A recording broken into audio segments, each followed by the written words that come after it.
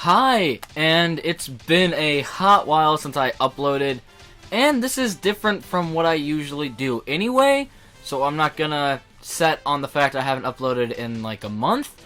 That's an issue that I will try to get around to talking about eventually. But if you didn't know, since about February, I've been reading One Piece. I've mentioned it here and there. It hasn't been a big thing. But I just recently got up to date. And the newest chapter, 1028, that just came out a few days ago in Japan, I think. We don't have the actual translation. It's all fan translations right now. But it came out, and that's the first chapter that I had to wait to read. So I want to kind of do this video just a landmark for myself. And this might become an actual thing. I have no idea. But, please, for the love of God, don't say anything about the fact that this is Burning Blood gameplay and that I'm trash at it. I haven't played in a hot while, and even then I wasn't that good. But I just needed something One Piece that I could just record and put behind this, because I don't want to fully edit this video. That'll take too long because of the way I edit. But without further ado, let's get into the chapter 1028. The name of it is Brachiosaur-Hiss. So it starts off with our people from CP0 that we've seen through the Wano arc, kind of giving us the rundown, kind of the narrators of this arc, in a way, giving us status reports every so often. But we get them at the beginning of this, and the main guy, I don't know if we know his name or not, I don't know his name, but it seems to be the main guy of CP0 that's stationed here on Wano. He's talking to someone on a Den, and we finally get numbers. Since I forget when the last time we got hard numbers for each side were. We get them semi-frequently, but I don't remember when the last one was. But before the battle, there were 30,000 Beast Pirates and 5,400 of the Alliance, of the Minks, Samurai, Ninja, Pirates, a raid party. But now there are 12,000 Beast Pirates and 8,000 members of our raid party. So it's going pretty good for the raid party. It's a pretty damn good raid, if I do say so myself, just judging off of this. And we kind of saw that a while back, not a while back, but kind of a little bit ago with the fight with Zoro and King. If Zoro doesn't beat King and someone else gets that, Zoro doesn't really have anyone else to fight other than going up to the roof and fighting Kaido, but Luffy has that covered, so there's not a whole lot for Zoro to do. So this is a really successful raid. But moving on with the chapter, we get a really big drop, which is our first appearance of Rob Lucci, for my knowledge, since the Reverie arc, since we saw him bodyguarding one of the royal families. But before the Rob Lucci reveal, which I will get into right after this, we get the reveal that it has been decided that the world government will annex the independent land of Wano if Kaido falls. The ships are already on their way, but how likely is it that they'll be needed? So this raises the question, how did the government know that Kaido would be put in a position where he might fall? CP0 is here, yes, but were they just sent in ahead of time just to spy on the Beast Pirates, kind of how Drake was, and how he's working with Sword? There's a lot of questions that I don't think are real questions, but I'm an idiot, so I'm going to ask the questions anyway. But moving back to Rob Lucci, we learned that CP0's goal is still the capture of Nico Robin, which, looking back in hindsight, yeah, they would not have just dropped that. That's still something that they would want to go after.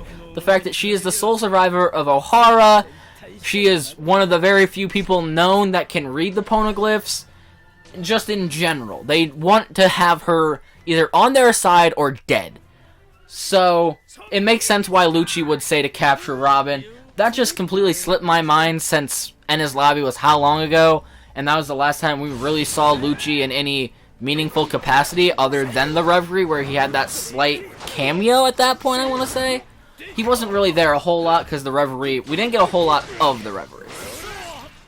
But moving on with the chapter, we get more explanation from Lucci. No matter how this ends, the significance of that woman's presence among pirates cannot be understated.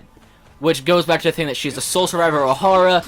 She is a big need for any side that wants to be a big force in the world right now.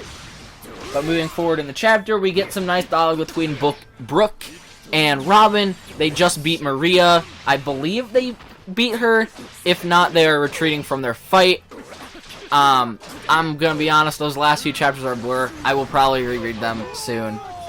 But moving further, under Onigashima, we have Momonosuke with his big, I believe this will be his moment of the arc, even though this entire arc was supposed to be his moment, where he has to step up and be a man. Yes, he had one of their allies, Shinobu, speed up his age, so he's, I believe, 28 right now.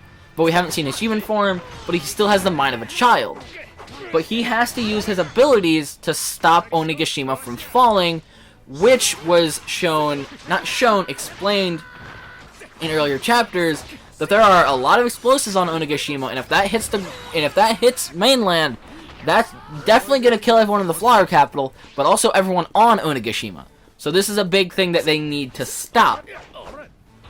So Momonosuke is going back and forth. I can do this, I can't do this. It's kind of what you would expect from Momonosuke with his character up until this point. He is maturing, though. We also get the reveal that Yamato not abandoned, but left Momonosuke's side to go and do something else. Now, with those explosives, Yamato is probably one of the very few people that know exactly where they are. So, leaving Momonosuke to deal with Onigashima falling, Yamato wouldn't really be able to help him with that anyway, other than maybe just giving him some courage. But Yamato going after the explosives means that now there is a possibility of that huge danger going away, so the absolute worst case could be handled if Yamato can destroy the explosives without them exploding. This is also the first reveal that I know of Yamato's full Zoan form. I believe up until this point we've only seen the hybrid. So this is our first big moment of the full Zoan reveal. Moving forward into the crux of this chapter, the main meat of where most of this happens, it's about half the chapter. Up until this point, Sanji was fighting Queen. And it was a thing that Queen used to be a partner of Vince Smoke Judge's. So they're fighting, and Queen makes a comment that, "Get serious and use it already, your Drummer 66 raid suit." And Sanji, for the last few chapters, has been feeling a little off. He's even made comments about how he doesn't feel right. So he feels like something's wrong. And it's revealed in this chapter later on why that is. But Queen says, "Didn't you use it against King earlier? You vanished into thin air. That must be thanks to Judge's tech, right?" And then we get more from Sanji. Something's definitely up with my body, so he's reinforcing that. And then we get this line from Sanji, which really reinforces his beliefs and thoughts on his family. After Queen says, "Hurry up, put it on, Vinsmoke," Sanji says, "Don't call me that. You don't understand what happened between me and my family." No, they're not even my family. I'm not wearing that crappy suit. So Sanji's not going to wear the suit for obvious reasons, family relations. And then we get Queen attacking with black coffee, which looks like a beam that Frankie would be slightly jealous of. Maybe not too jealous of them.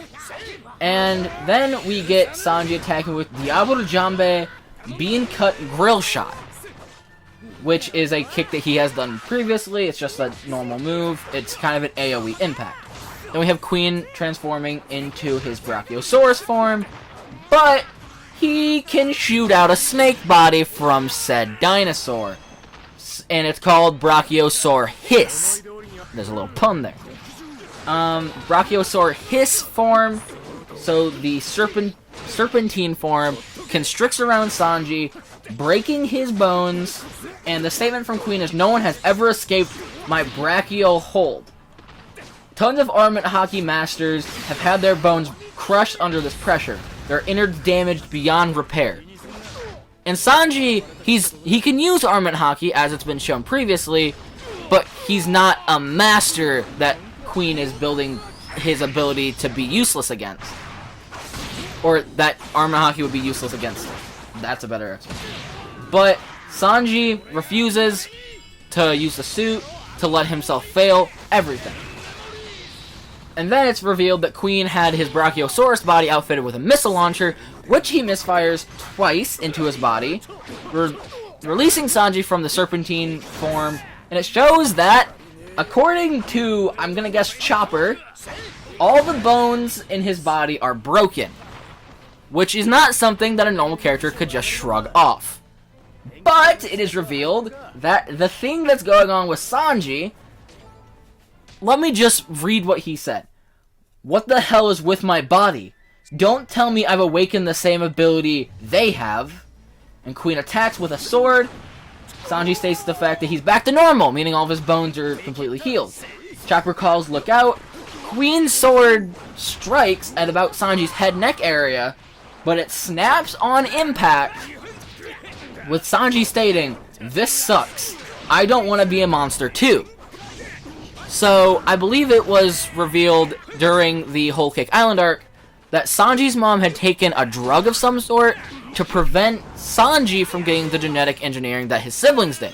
Hence why he is the failure of Germa. And that drug, I believe, led to her death. I'm not a One Piece expert, so I don't know all the stuff, but I believe so.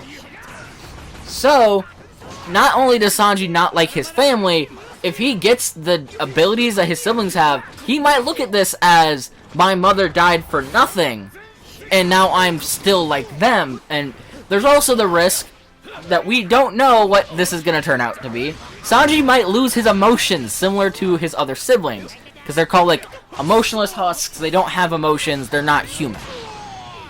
But that has been chapter 1028. This is a pretty low-effort video, but I kind of just want to get back into the swing of things. I missed making content, but I needed a break. Oh, yeah. 1029 is not coming out next week. It's coming out the week after, I believe. It does say break next week, so I believe that means that 29 will come out the week after. So, I don't know if this is going to be a regular thing, if I'm going to do chapter breakdown, read-throughs, and opinions. Overall, for my first chapter that I've had to wait for, this is pretty fucking good. I really like the fact that Sanji's getting a highlight here, that he might actually be developing his Germa abilities, and just overall, I like this chapter. So, until next time, stay safe, have fun, and read more manga. Okay, guys. Bye.